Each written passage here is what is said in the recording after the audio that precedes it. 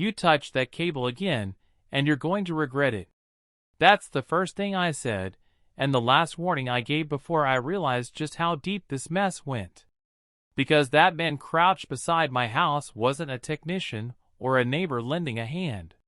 He was a fake HOA cop, and he just cut the cables to my federally licensed ham radio. Before we dive in, comment which country you're watching from.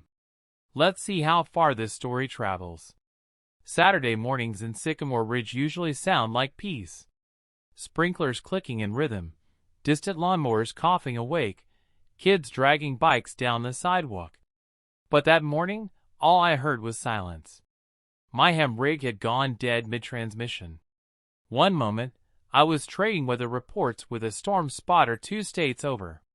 The next, my meters went flat, the static disappeared, and the faint smell of burned insulation filled the air. Equipment doesn't fail that cleanly unless someone helps it along.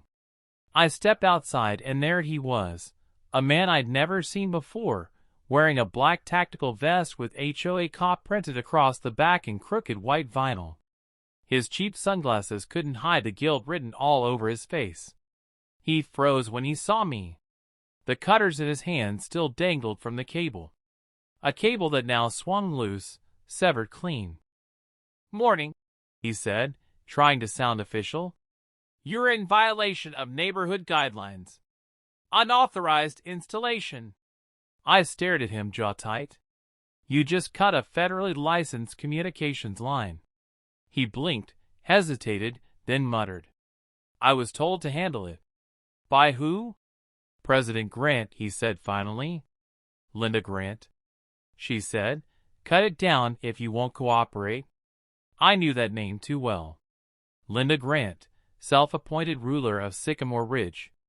The kind of woman who believed a clipboard and a neighborhood Facebook group gave her federal authority. She'd been on me for months. Letters, threats, fines that weren't even legal. She called my ham radio tower an eyesore, then an electromagnetic hazard, and finally a community risk. Each complaint got nastier, more desperate. But what she didn't understand was that my station wasn't just a hobby. It was a certified emergency relay point licensed by the FCC and registered with the county's disaster communication network. When storms hit, when cell towers failed, I was the guy who helped people get updates out. And Linda? She just didn't like the view. I glanced at the wire he just severed, then back at him. "That's a federally licensed ham setup, not your neighbor's garden light. You just committed a felony." His lip twitched, but he stood taller. "This neighborhood doesn't care what you think is licensed. The HOA has full jurisdiction. Not over the FCC." "It doesn't," he scoffed, almost laughing. "Buddy, I don't think you understand who you're talking to." "No," I said quietly, stepping closer. "I don't think you understand what you just did." He didn't move. Just kept that cocky grin, spinning the cutters in his hand like he was proud of it. Then I saw it, that flicker of defiance in his eyes. He wasn't going to apologize. He wasn't backing down. He really thought he could stand there on my property with federal wire in his hands and win. He didn't blink, didn't move, just stood there like the badge on his chest meant something. "I'm not leaving," he said finally, his voice low but shaky. "I'm just following orders." I stepped closer. "Listen carefully. What you just damaged is federal property. You're not trespassing anymore.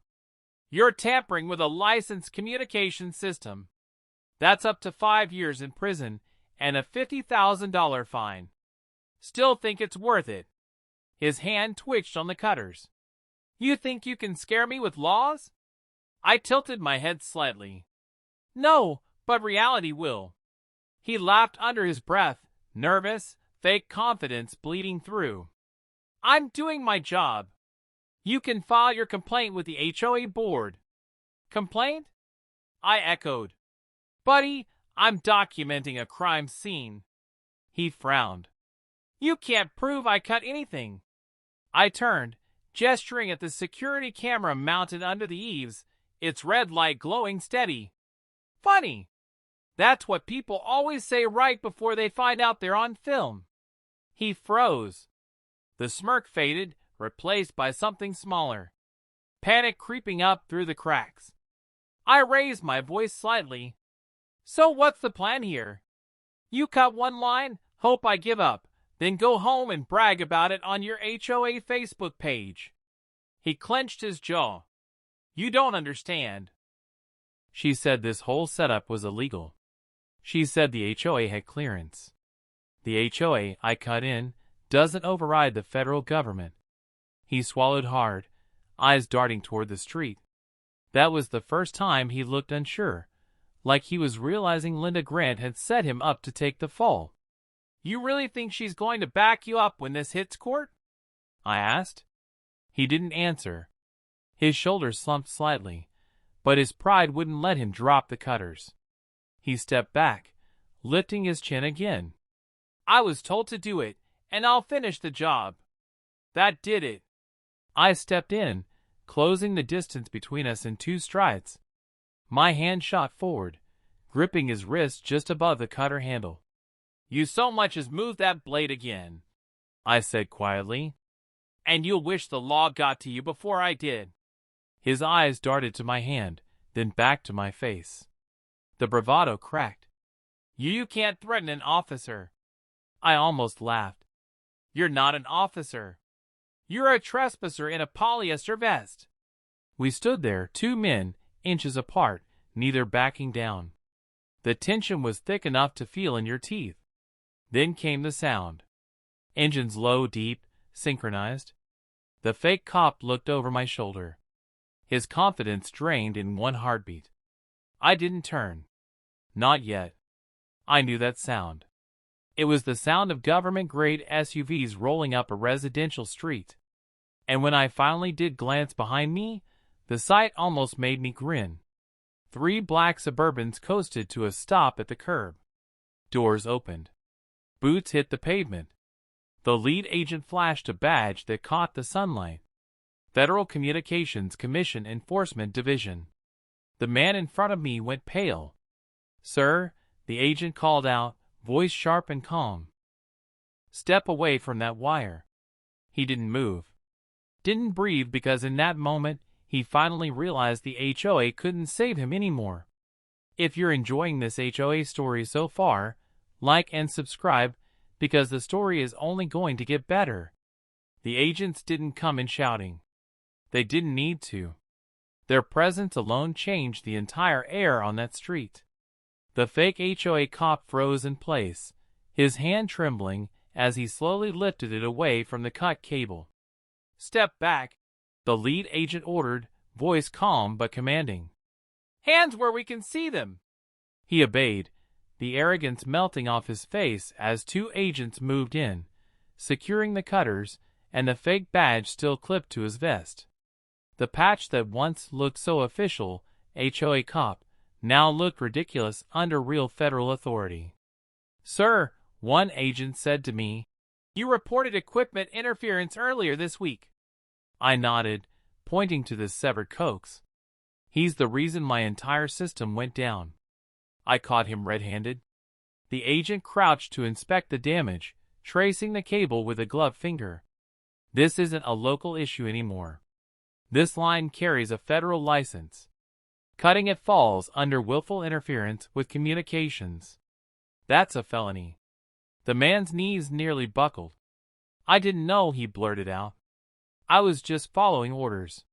Whose orders? He hesitated, then whispered. Linda Grant, the HOA president. The agent's jaw tightened. You might want to hope she has a good lawyer. Within 20 minutes, the quiet suburban street looked like a movie set. 3 more black SUVs, a county cruiser, and a mobile evidence van parked along the curb. Neighbors who used to side with Linda peeked from behind curtains, wide-eyed. The woman who loved power was about to learn what real power looked like. When they reached her house, she tried to hold her ground, still clutching her clipboard like it meant something. This is harassment, she shouted as the agents approached. That man was operating illegal transmissions. He's endangering the community, ma'am, The agent said evenly. Federal communications are not under your jurisdiction. Ordering someone to tamper with them, that's conspiracy to commit a felony. Her face went white as they presented the warrant. The HOA members filming from their driveways didn't say a word. Not one defended her. The fake cop was cuffed and read his rights. He didn't resist, just kept whispering, "I'm sorry. I didn't know. Didn't matter." He knew now. By evening, both were in custody.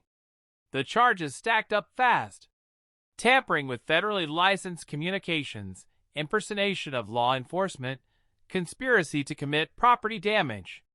The man got 5 years in prison and a $25,000 fine. Linda Grant, 8 years federal time plus $60,000 restitution and permanent removal from any community office. The so-called HOA enforcement division she built collapsed overnight. The county seized its accounts, the signs came down, and Sycamore Ridge finally breathed again. I spent the next week repairing my setup. When the hum returned, that soft, perfect frequency filled the room again, stronger than before.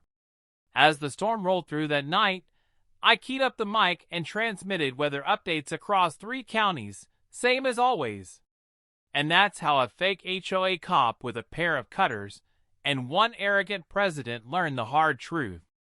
When you mess with federal lines, you cut your own freedom. The end.